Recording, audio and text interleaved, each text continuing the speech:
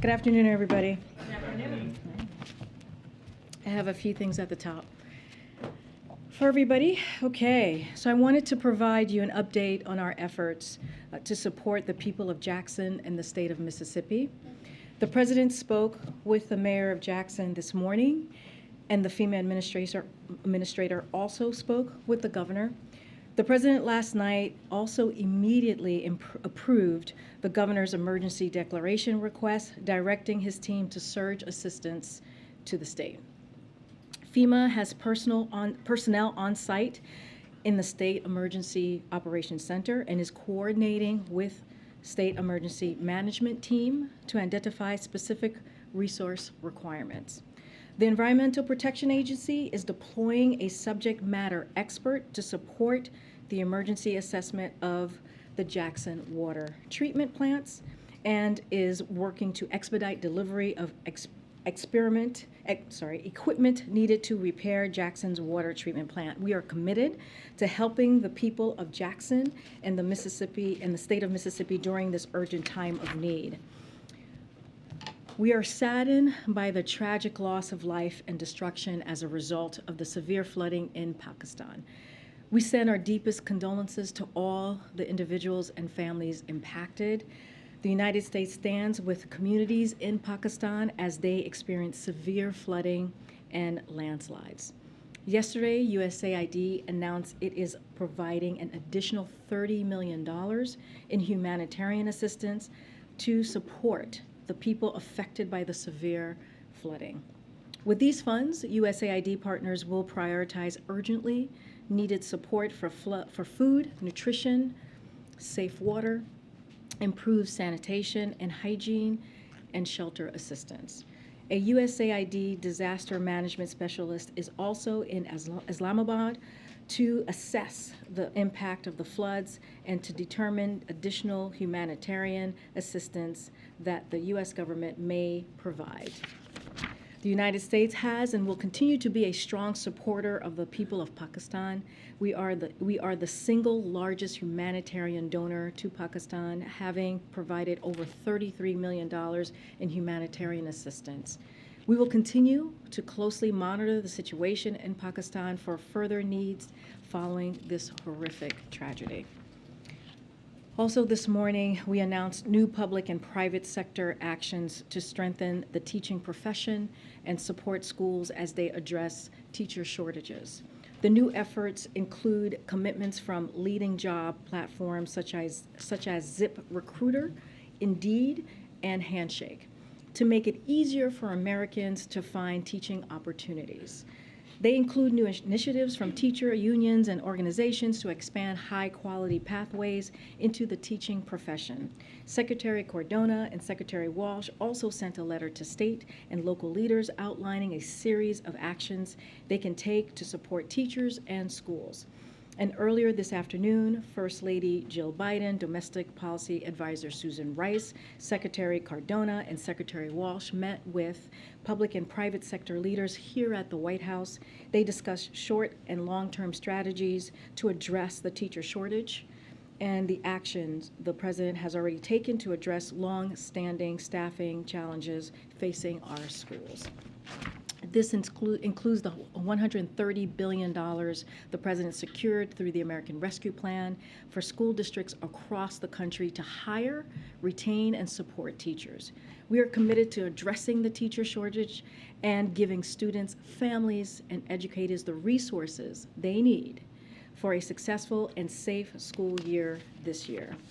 And lastly, I want to take a moment to recognize International Overdose Awareness Day. According to the Centers for Disease Control and Prevention, more than 107,000 Americans tragically died from a drug overdose in 2021. Today, the second gentleman and Dr. Gupta, the director of the White House Office of National Drug Control Policy, will meet with families from across the country who have lost loved ones to deadly drugs like illicit fentanyl.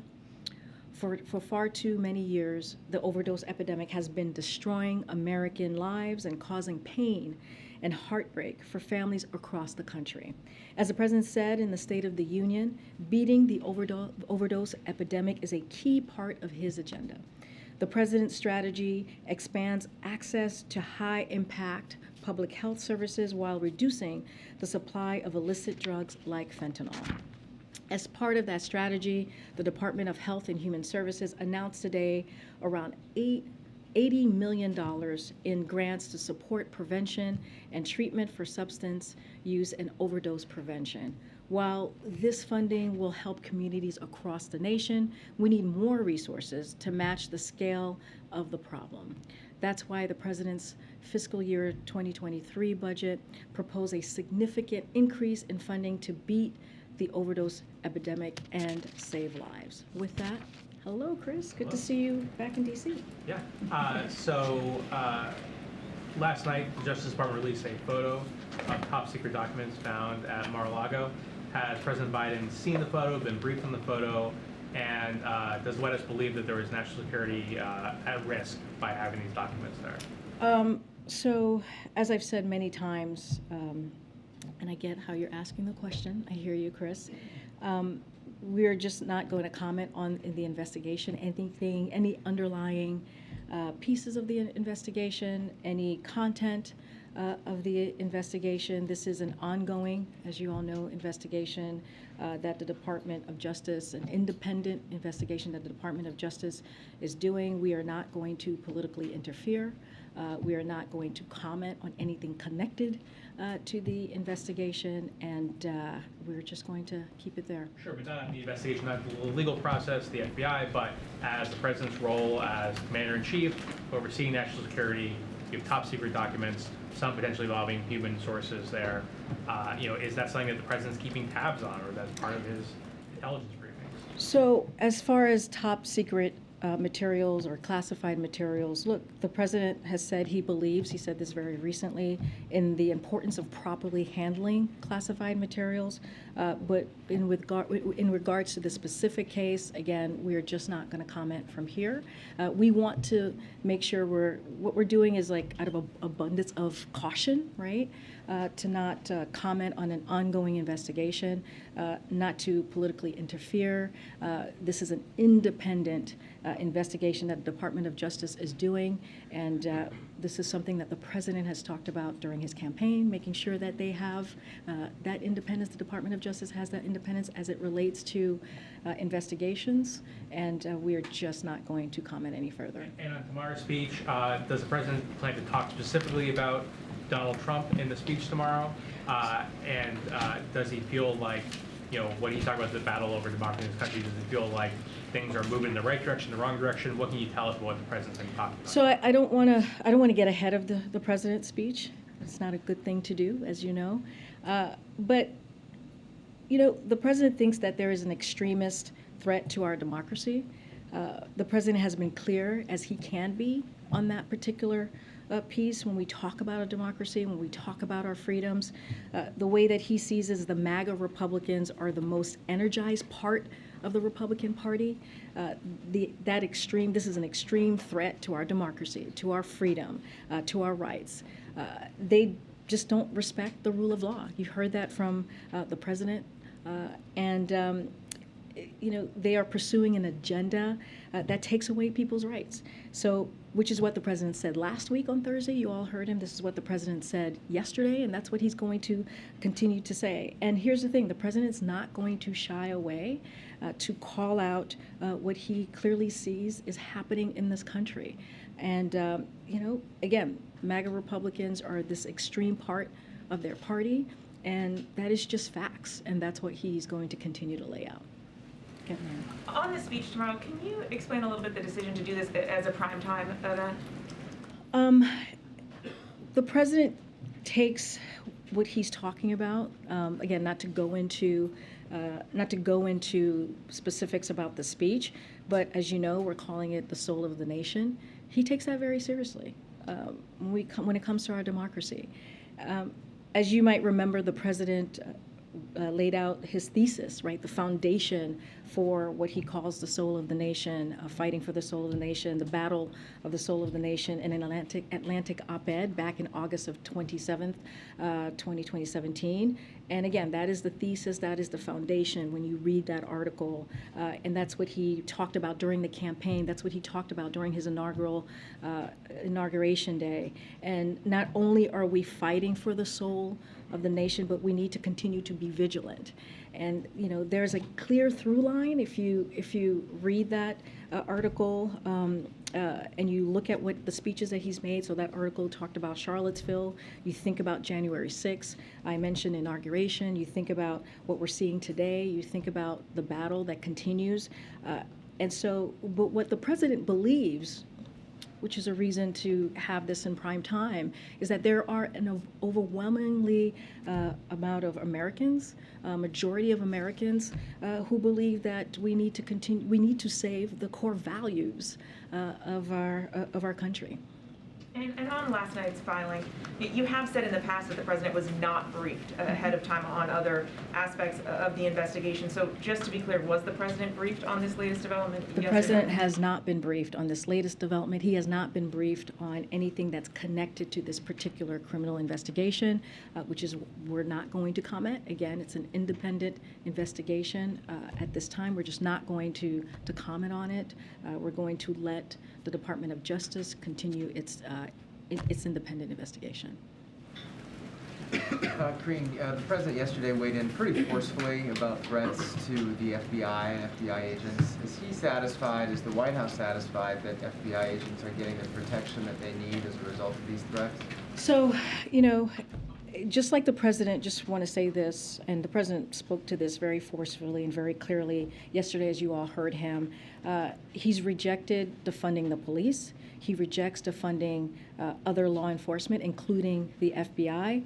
The president has called for boosting police funding through the COPS program and hiring 100,000 additional officers. He also included over $10.8 billion for the FBI in the most recent budget. And so the way that he believes this, and we have said, is that the men and women who bravely serve in law enforcement to keep us safe, to keep our communities safe, to keep our country safe, deserve the resources and support they need to do their jobs and not seeing their budget slashed. So he has provided additional funding, and he wants to make sure that they are kept safe. I cannot speak to what, specifically what they're seeing and how what they're seeing at the FBI. I would refer you to them specifically on what potential,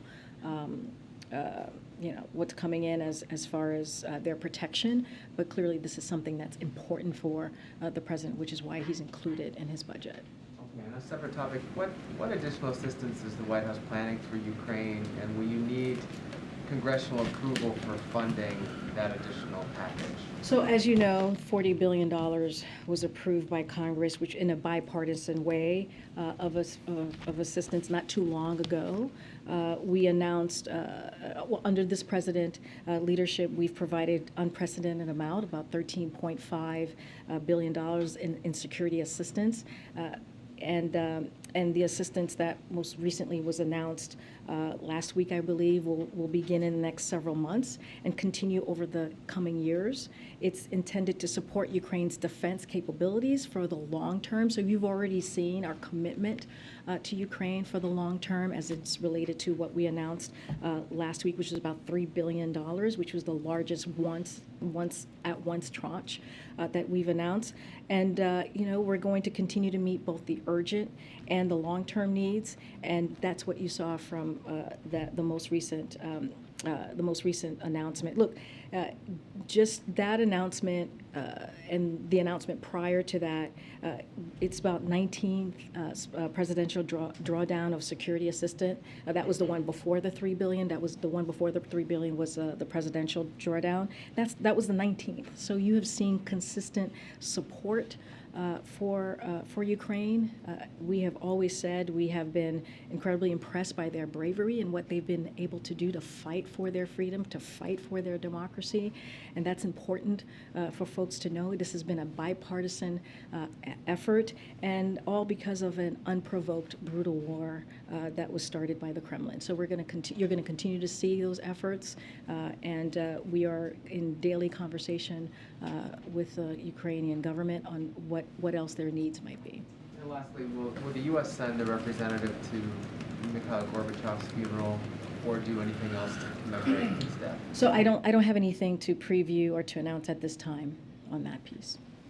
Just back to yesterday's speech from the president, he obviously was critical of some senior lawmakers, he said, for saying things to the effect of, if such and such happens, there will be blood in the street.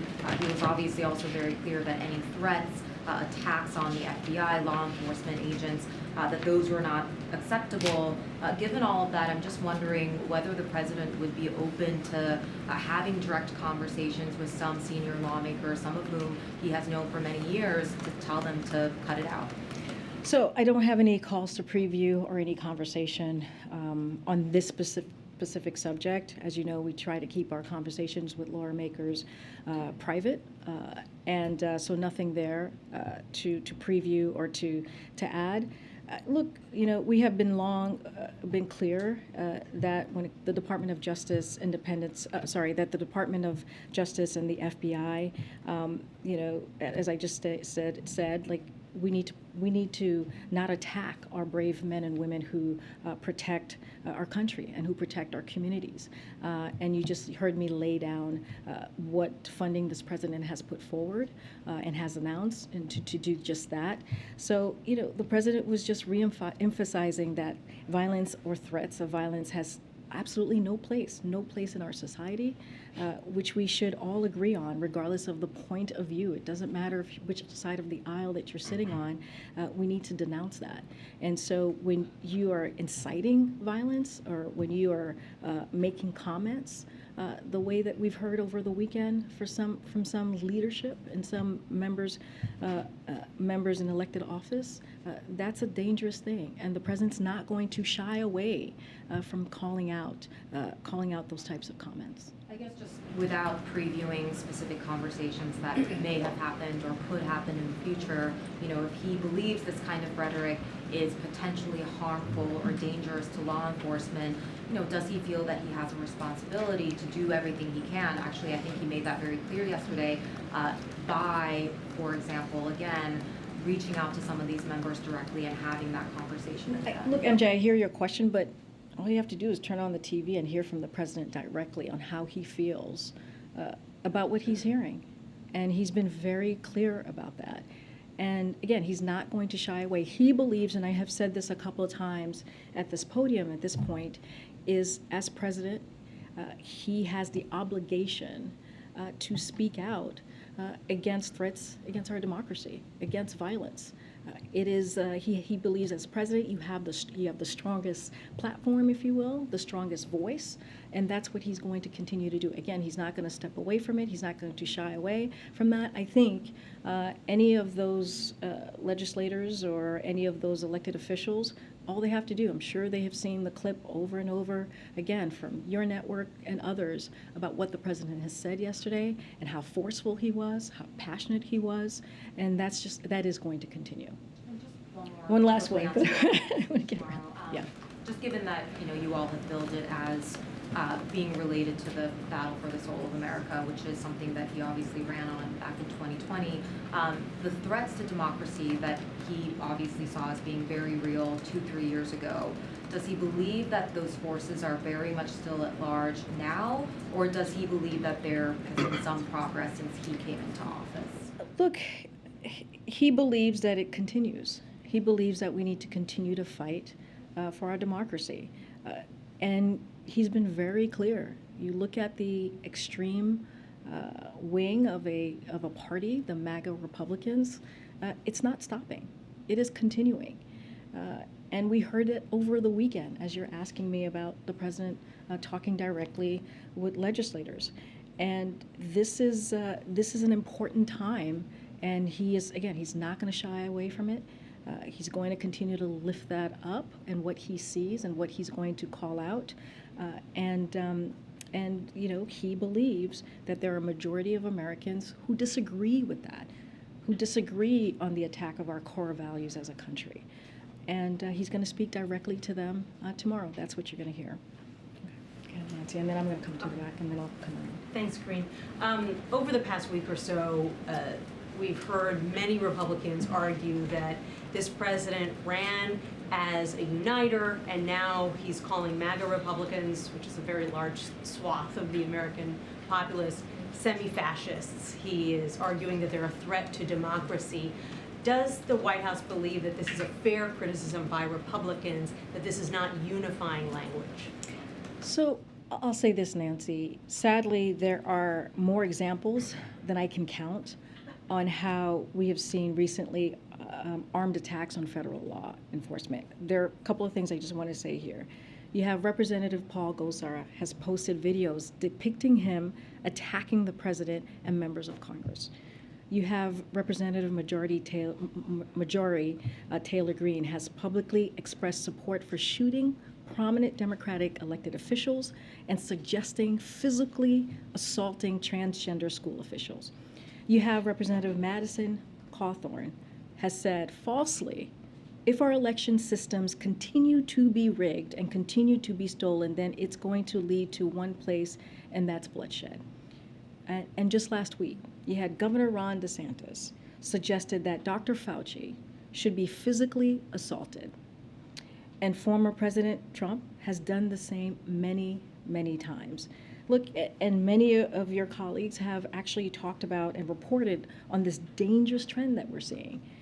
And for example, the New York Times headline from this month, as right-wing rhetoric escalates, so do threats and violence. And so these are things that we have to call out.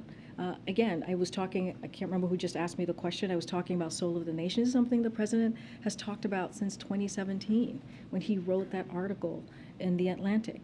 And he's called it out then, he called it out January 6th, he called it out Inauguration Day, he called it out last week, he called it out yesterday. So there is been a consistent call out from the president about what he's seeing from an extreme part of this party, of the Republican Party.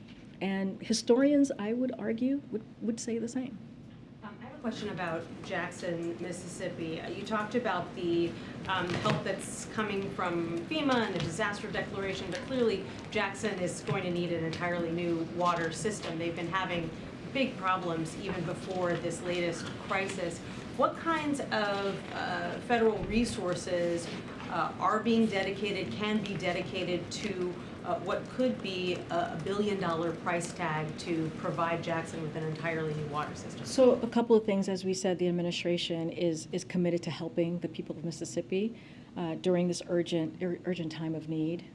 And so we're going to prioritize that and making the long-term infrastructure investment needed to ensure all Americans just across have access across the country, but clearly in the state have access to clean water. So that is something that we're committed, that long-term need.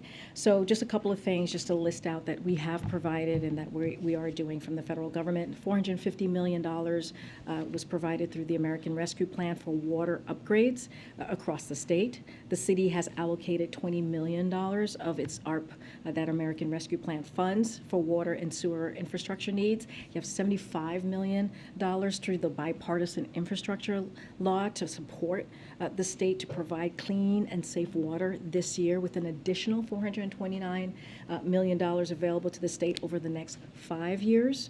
There is $30.9 million through the EPA's revolving loan funds for treatment and distribution system improvements for Jackson, Mississippi specifically. For long-term support, earlier this year we announced $300,000 as part of the administration's Justice 40 initiative for the Army Corps to conduct a validation study to reduce flooding from the Pearl River in Jackson, Mississippi. So we continue to work with Mississippi's congressional delegation to improve the projects moving forward. But as you can see, we are committed, and we're going to continue to help the people in Mississippi. I'm going to go to the back, and then I'll come back up. Go ahead. Thank you, Karine. On Iran, the EU's foreign policy chief said this morning that he expects a deal in the coming days. Is this also your assessment, and is this maybe the reason why the president had a call with Israeli Prime Minister Lapid today? So let me give you a little bit about Lapid. We'll have a readout momentarily on that. So the president spoke with the. Oh, is that right? Okay, there we go. You guys are ahead of the game. I think I'm thinking about something else. Okay. The president spoke with Prime Minister Lapid this morning to consult on global and regional security challenges, including threats posed by Iran and Iran-backed proxies. The president expressed appreciation for the warm reception during his July trip to Israel, a visit that illustrated the unbreakable bonds and friendship between our two countries. He also committed to sustained coordination to implement the announced trip deliverables. The president further emphasized the importance of concluding the maritime boundary negotiations between Israel and Lebanon in the coming weeks. As it relates to the EU, and look, we have said many times from here, we're just not going to negotiate in public. As you know, last week we conveyed our feedback about Iran's comments on the EU's proposal directly to the EU, and so we're not going to say more than that. We're not going to negotiate from here, and we're not going to go into details on contents or our response. So we're going to keep it there. Yeah, so the International Energy Agency summer report shows that the Russian revenue from oil exports increased 40% from last year. It seems that the sanctions are not cutting off revenue to the Russian president. So this is exactly why I think you've heard us say this before. President Biden and the G7 leaders have directed relevant members of their team to explore mechanism to set a global price cap. You heard us talk about that when the president was in Europe, most recently in Germany. And this would be for Russian oil and starving Putin of his main source of cash and forcing down the price of Russian oil to help blunt the impact of Putin's war on the pump. So it will be discussed further this week at the G7 finance ministers meeting. This is happening on Friday. The U.S. has already taken strong action on action to ban Russia oil, and U.S. allies have announced plans to wind down their own imports of Russian oil. But again, Putin, as you've heard us say, has continued to try to find new markets for Russian oil. This is the most effective way, we believe, to hit hard at Putin's revenue, and doing so will result in not only a drop in Putin's oil revenue, but also global energy prices as well. Well, why not signal a policy change for long-term support to open oil production here in the U.S. or natural gas pipelines here in the U.S. to undercut the Russian supply of oil on the global market? I mean, look, we think that working with our allies and making this announcement, this price cap on Russian oil, is going to be very effective. Again, you've heard directly, you heard the president speak about this very recently. We'll hear more on Friday how this is going to work. And it is not just us, it is also a partnership with our allies, the G7. So again, we believe this is going to be a way to really hit Russia financially. And so that's kind of the process that we're going to take moving forward. And also, as you know, we've also taken actions already that we think has had an effect. But again, as we know, as I just stated, Russia is always looking at other markets, which is why doing this particular piece we think will be effective. Those other markets are China and India. Is the president then going to use his relationship to stand up to China and India and say, stop buying oil from Russia? Look, we've been also very clear about that. I don't have anything more to add. But again, we think by doing these price caps is going to hit Russia in a way that is going to be the most effective. So again, the G7 finance ministries are meeting on Friday to talk more about that, and we'll have more to share. Okay. Go ahead, Phil. I haven't called on you in a bit, and then I'll come down. When it comes to voters, how does the president differentiate between the ultra MAGA folks who he sees as an extremist threat to democracy and the average GOP voter? So, can't talk about voters from here. As you know, no. Oh, no, I get you. Not gonna, I just need to say that, right? Just to, just to be clear. I mean, the president has been really clear about the leadership, right? The MAGA Republicans in leadership. They're the ones who have the platform. They're the ones who, again, the extremist part of the Republican Party. They're the ones who, folks listen to in their own party.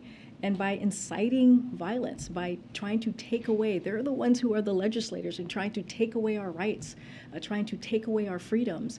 And that's who the president is speaking to, right? He's being very targeted in that way and calling that out and saying, we can't allow our democracy to be attacked in this way. And they have a responsibility, right? They have a responsibility in how they're doing their business on behalf of their constituents. So for folks sitting at home, when the president is talking about preserving the soul of the nation and his threats to democracy, he's not referring to those individuals. He's talking about Republican leadership. Well, let me be very clear. It's not just Republican leadership. It's not just that blanket, right? He is talking about an extreme portion, an extreme part of the party. He's been very, very clear about that. He was just in Maryland, as you all know, and he talked about Governor Larry Hogan and talked about how he is a conservative Republican who is not in that bucket, right? He was very clear, and he was very purposeful in saying that and being respectful to conservative Republican who are not part of that extreme. So again, want to be very clear here. This is not a blanket statement. This is calling out what we have seen for some time, since 2017, as the president wrote about in his article, right? When you are supporting an authoritarian figure, as we have seen, who is currently leading the former president, and saying inciting the violence that you are, or wanting to take away our freedoms, we need to say something. He's not going to shy away from that. Okay, good. Karine, now that the FDA has authorized this new COVID booster, can you say whether the administration's confident you'll have enough of these new boosters for everyone who wants one? So to answer your question, yes, because we have planned for this, but want to say a couple of things about the FDA. So the announcement is an important step to getting updated COVID vaccine boosters, which we expect to provide additional protection against the variants of COVID circulating in the U.S. to the American people while we wait for the CDC to make its clinical recommendations. So there's still another step, so we want to be very clear about that. We've been working for months to be prepared for this moment and to get shots into arms this fall and through the end of the year. So we are prepared to do that. So with FDA's authorization, doses can be shipped now to tens of thousands of sites nationwide, and shots in arms can start as soon as possible after CDC issues its recommendation later this week. All states have ordered doses already, so there has been some orders that have been done. And to make sure vaccines get to communities quickly, primary care providers at community health centers and rural health clinics across the country are able to order vaccine directly from federal government, and long-term care pharmacy networks can also order vaccine directly. And as we work to ensure that our highest risks Americans get protected. Teams have already started the process of packing and shipping doses across the country, and pending, again, CDC action, we expect shots in arms to begin in earnest starting after Labor Day weekend. We've been working with providers, clinicians, local health departments, and other critical groups to vaccinate for vaccination efforts, and we've been doing all of this preparation despite the lack of funding from Congress, but we have been prepared for this particular moment to make sure that we get shots in arms. So even given that lack of funding, you feel you'll have the supply, you'll be able to get enough doses to get to everybody who wants one? Yeah, so again, despite the Congress failing to provide us with funding that would have bolstered our campaign, clearly, we're not, that would have happened. We've been preparing by working closely again with local departments, clinicians, and other groups. Look, we're still leveraging a comprehensive public education program, as I've just stated. But look, the bottom line is, despite a failure by Congress to act, as we've been asking, as you know, for the past several months, we've prepared with resources so we can meet the moment with these with these boosters. And if I could just follow up real quick on the student loan announcement from last week. We've been hearing from some loan servicers and advocacy groups who are concerned that there's not going to be enough time in this 4-month period to get everybody's applications processed and their balances adjusted before repayment starts. I guess, could you kind of respond to that concern? And then is there anything the White House could do, maybe extend the pause if all those balances haven't been adjusted by January 1st? So just want to reiterate that this is a priority for the president. This is a priority for the Secretary of Education. You've heard them both say that. And look, there's also, we've got experience here. They've got experience with this. The Department of Education has already canceled $32 billion in student loan debt for over 1.6 million borrowers, which has never happened before, which is unprecedented. That has happened the last 19 months. And so, the administration will be launching a simple application just to go down through the process by early October for folks who don't know. If you would like to be notified when the application is open, you can go to the studentaid.gov to sign up for notifications.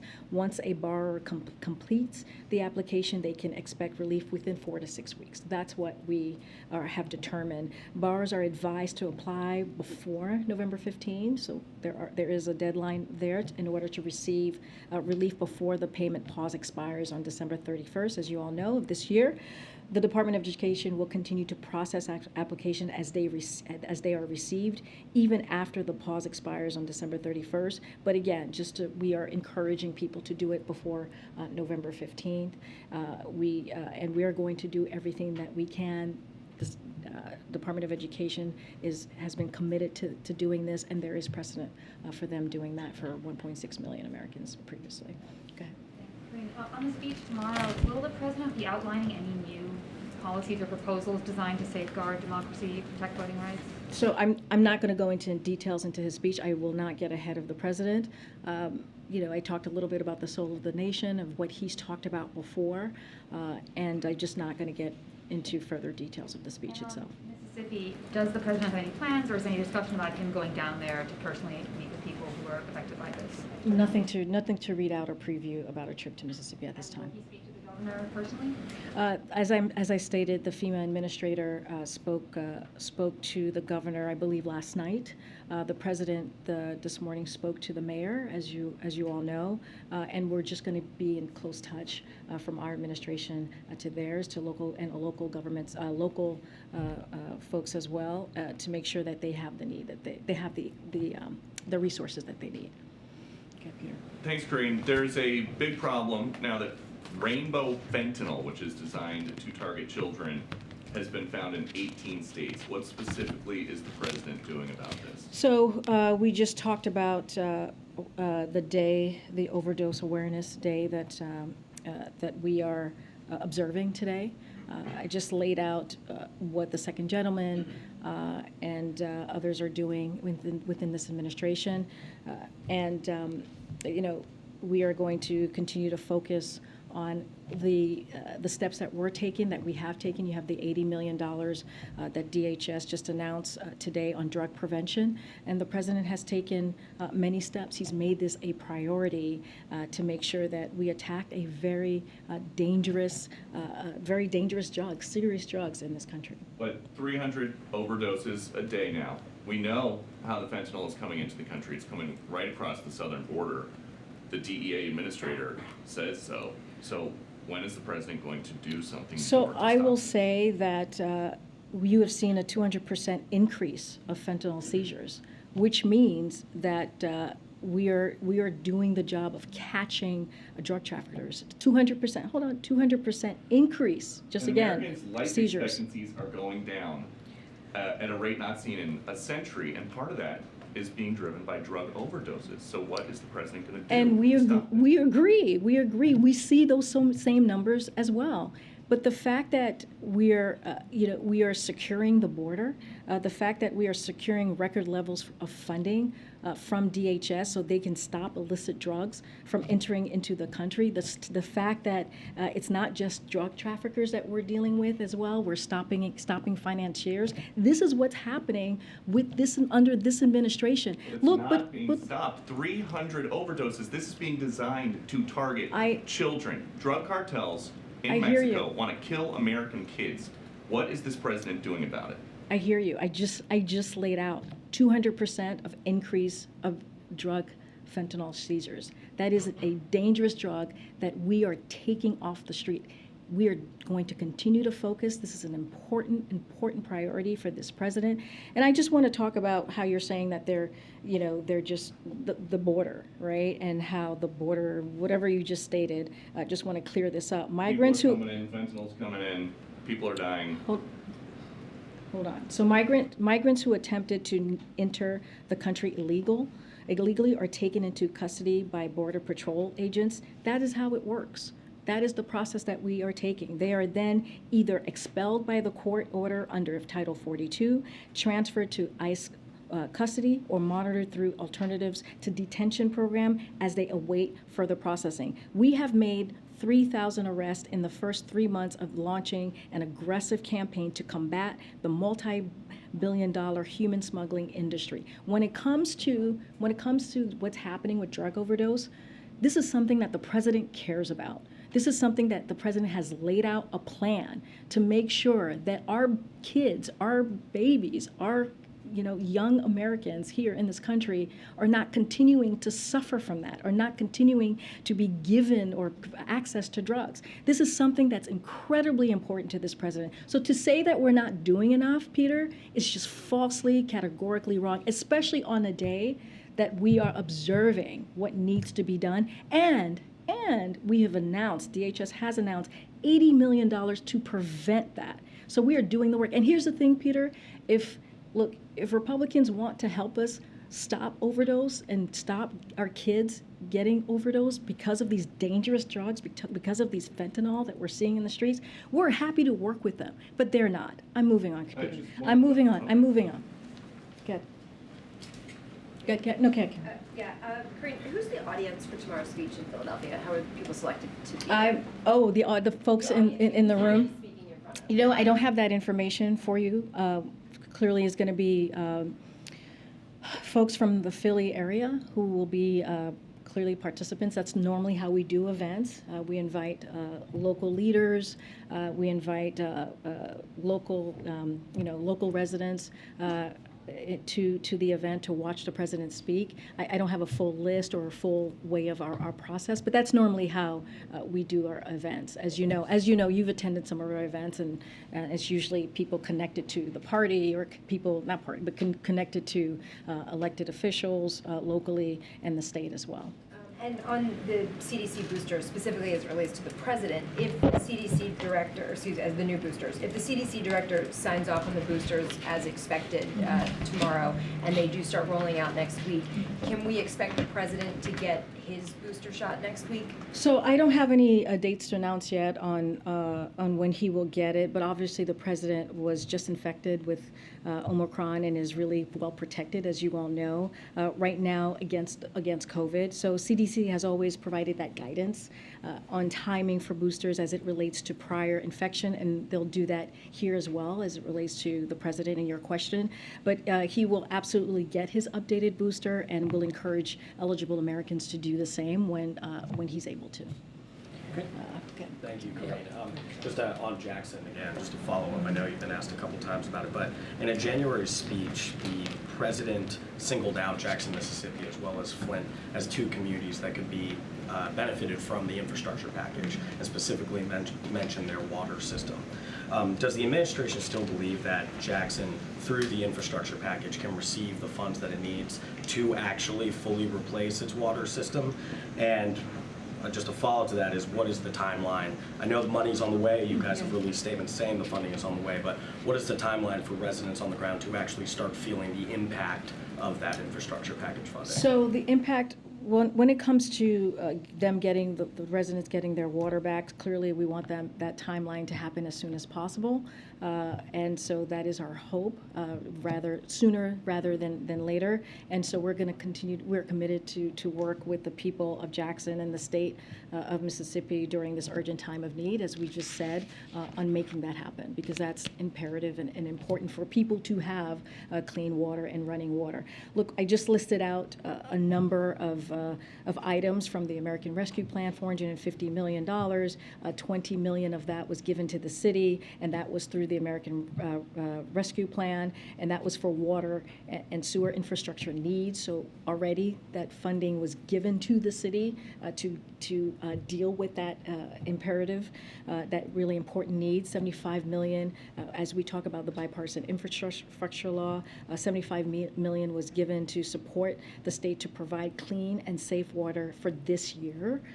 And so with an additional $429 million available to the state over the next 5 years. So you see that long-term commitment that's coming from the bipartisan infrastructure law. And as it relates, another piece of that, which is coming through EPA's revolving loan funds that we see for treatment and distribution system, that we saw $30.9 million going to Jackson specifically. So we are committed.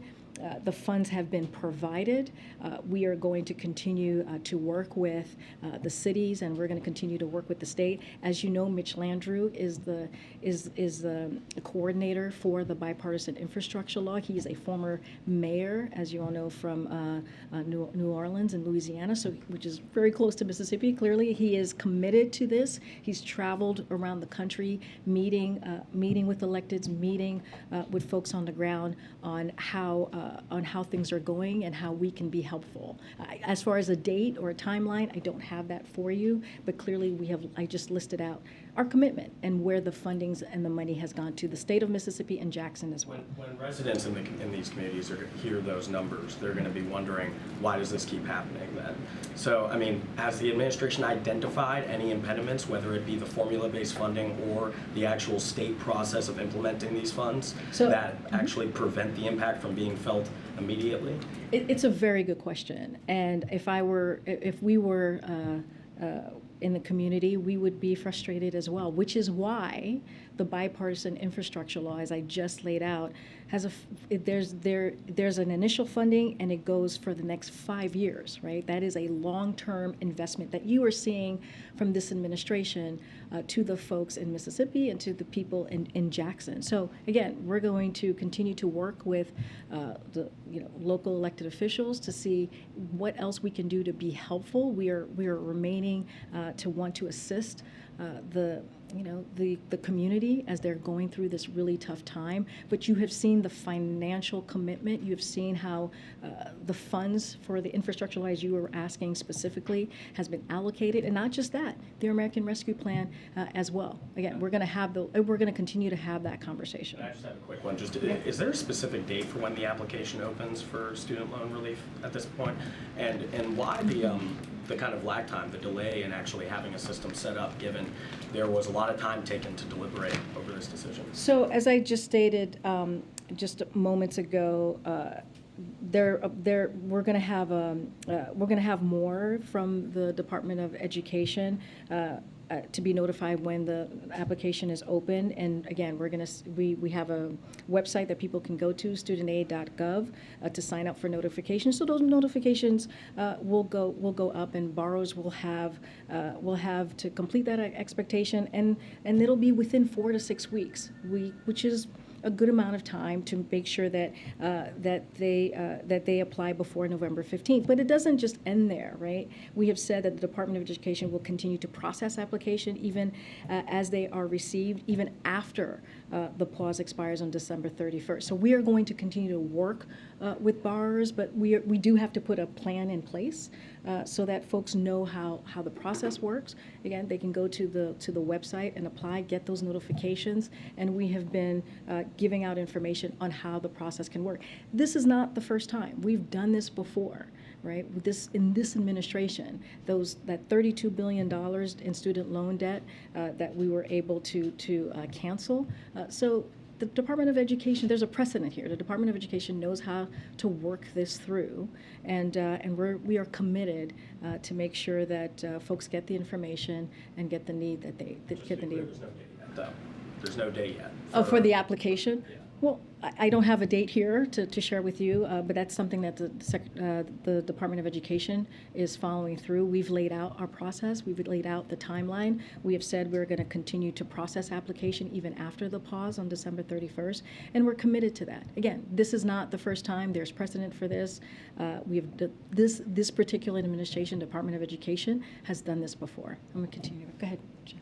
Oh, yeah. On the event yesterday in Pennsylvania, the president explicitly campaigned for certain people, and correct me if I'm wrong, but I believe it was an official White House event, not a campaign event. Can you share some context on your thoughts on that? Because he was very explicitly saying, please elect certain people.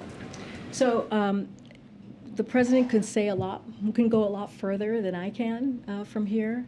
He does not have, he is not bounded by the Hatch Act the way that we are, and so I'll say that first.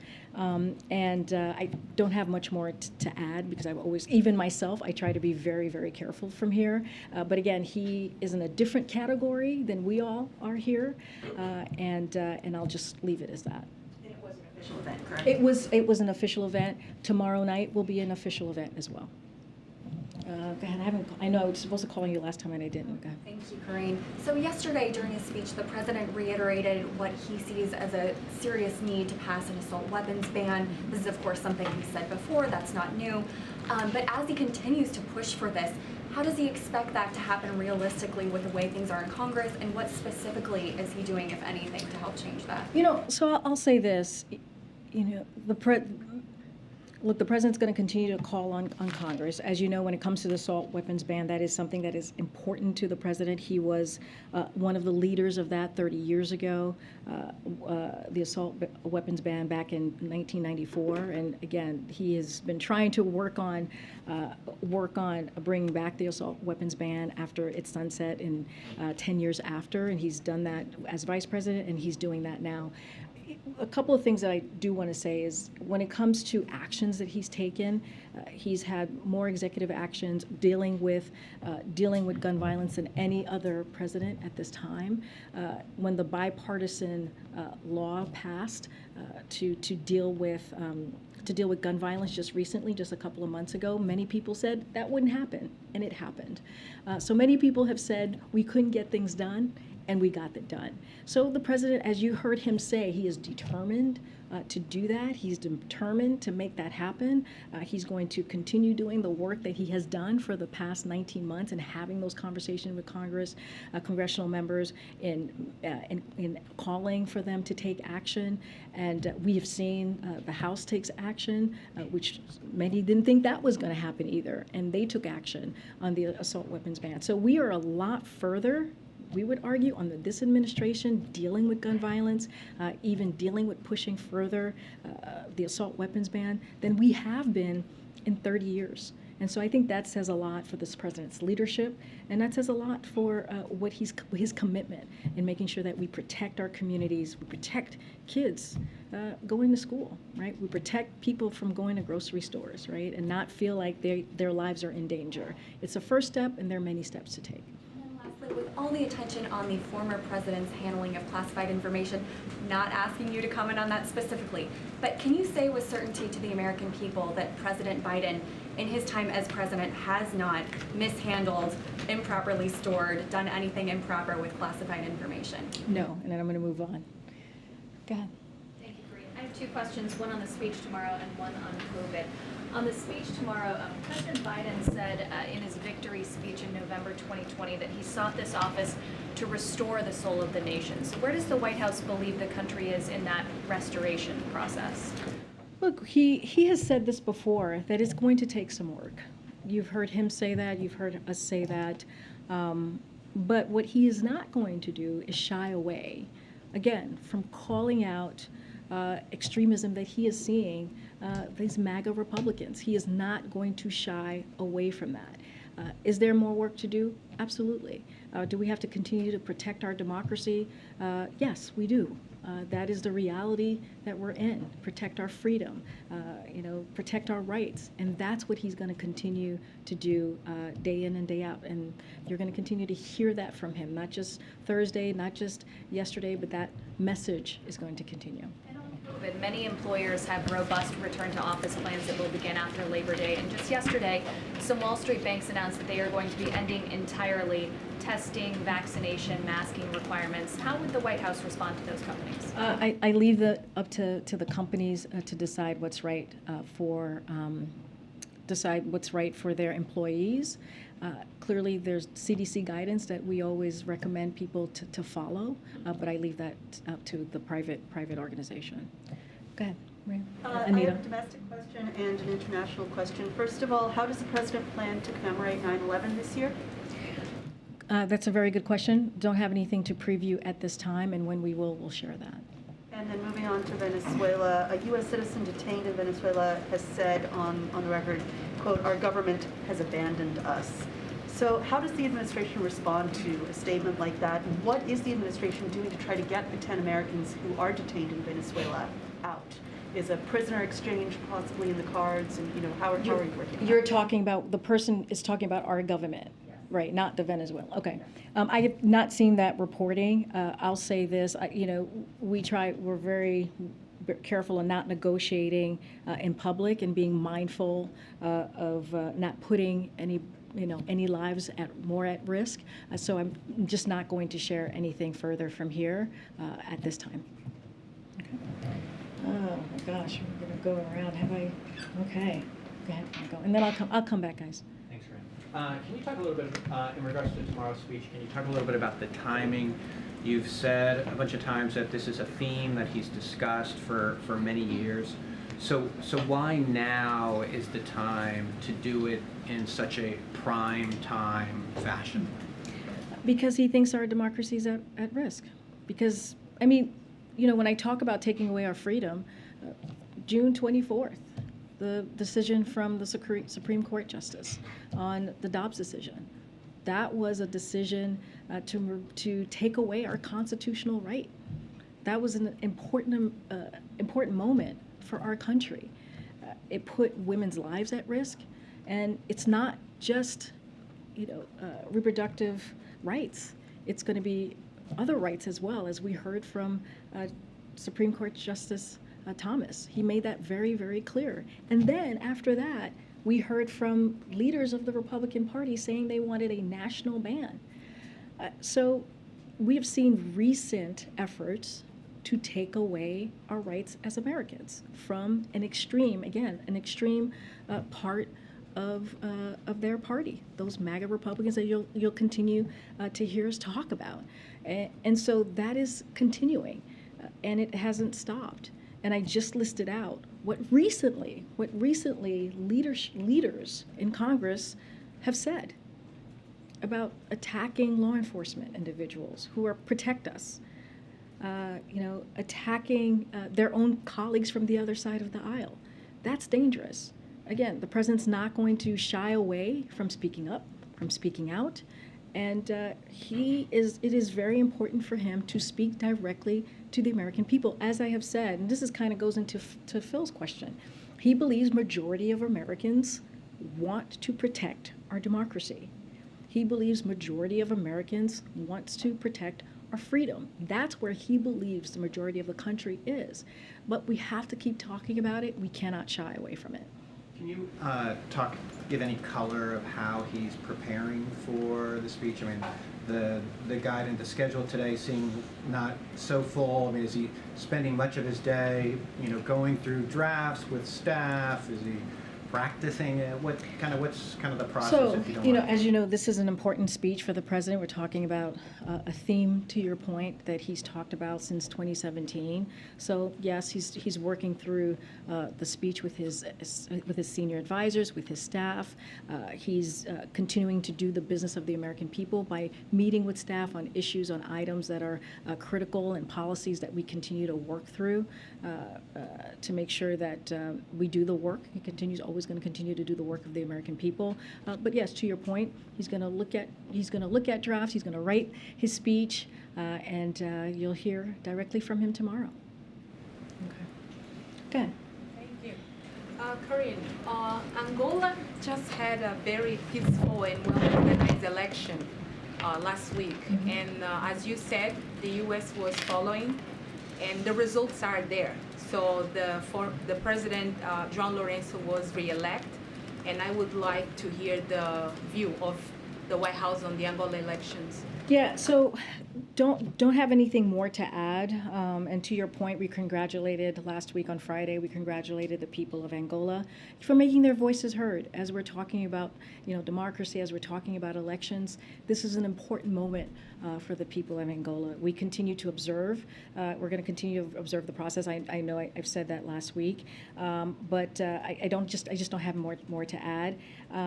The United States supports the democratic process and through our ongoing democracy and governance programs by observing the election as we've done, and we share a partnership with the country of Angola. I don't have more to say to what I just added. My other question is, as you know, President Biden announced a big investment for Angola. So last time he just told me that the reason why is because they are seeing some progress in the country. Can you elaborate a little more about the view of the U.S. in Angola in the last 5 years? So, as I was just saying, that we see a partnership with Angola. We will continue to work with them, with the government closely. Whoever the chosen government that the people elected to deepen our cooperation and shared priorities. So we're going to continue to do that. And again, including democracy, as I've been talking about, including economic and investment growth, global health security and public health, and climate and energy goals to create a better future for all Angolians. And that is a commitment that you'll hear, that you have heard. I think that's what the president was saying to you on Friday. And again, we commend the people of Angola for you making their voices heard, and that is important, that we see a democratic process happening there. Okay. Oh, go ahead. I'm sorry, I called you. On the subject of the COVID booster shots, we're now 2.5 years into a pandemic. Lots of people are really tired of thinking about COVID. How will the administration convince people to get yet another booster shot? Look, we have learned, we have a lot of lessons learned from how we started this process very early on in his administration with the comprehensive strategy that we had in getting shots in arms. We know it works. I talked about a little bit about that already, which is working closely with doctors and clinicians, making sure that we're educating folks on the ground on why this is important, why this campaign on getting people this booster to folks, and again, shot in arms. And one of the things that we have seen that worked really well is the trusted voices. That is also an important thing that we have seen. But just a reminder that before we entered office, less than a third of adults wanted to get a shot, and more than 87% have at least one today. That is the product of the work we've done to reach folks through trusted messengers and build access.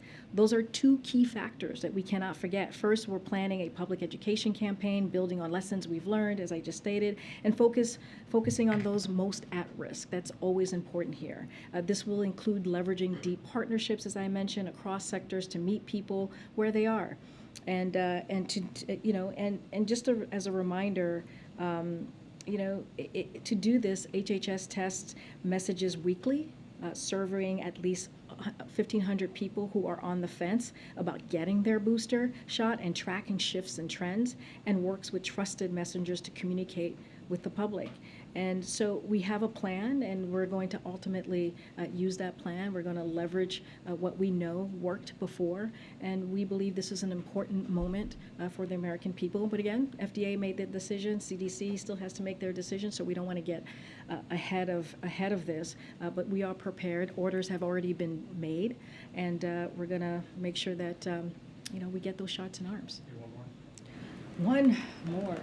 Oh my gosh, who have I not called on in a long time? I've never seen you in the room before. Go ahead. Hi, Sophia with Axios. Okay. Hello. Hello. I'll ask about the Hill and White House priorities on the Hill. Democrats have managed to pass the Inflation Reduction Act and CHIPS, among other big bills. Student loan forgiveness is costly. I know the White House has not projected an estimate yet. But, many take this to see that, right, like there may not be many more priorities that involve Senator Manchin's support. And what do you make of this? And, if that's not true, what is the White House priority for the next, legislative plan? So Sophia, welcome to the briefing room. Happy to see you. So we're focused on working with members of Congress of both parties, and on government funding bills that would invest in our communities and people reduce costs for working families and help grow our economy from the bottom up and the middle out, as you hear us say. So that's something that's coming up that we'll be very focused on. In this administration and clearly with congressional members. We're working with leadership in both chambers toward an efficient, straightforward September work period. And we know Democratic appropriators have been working hard to prepare for that particular legislative piece, that the government funding bills. And we're going to press ahead with confirmations. Don't forget that. That is also very important, including judicial confirmations, continuing to put well-qualified judges on the bench that are devoted to the rule of law and that represent the diversity of our nation, as you have seen historically done by this administration. We're also implementing the landmark laws we have passed, as you just mentioned, for the middle class, which is including the Inflation Reduction Act that's already creating manufacturing jobs and will lower many of families' biggest costs. CHIPS, as I'm sure you're thinking about, to bolster our competitiveness with China, and also keep bringing jobs back from overseas and more. So there's a lot to do. Judicial, there's the government funding bills, and there's also making sure that we're implementing these historic pieces of legislation that were passed early on. Okay, we gotta go. But I'll be back tomorrow, guys. Thank you, everybody.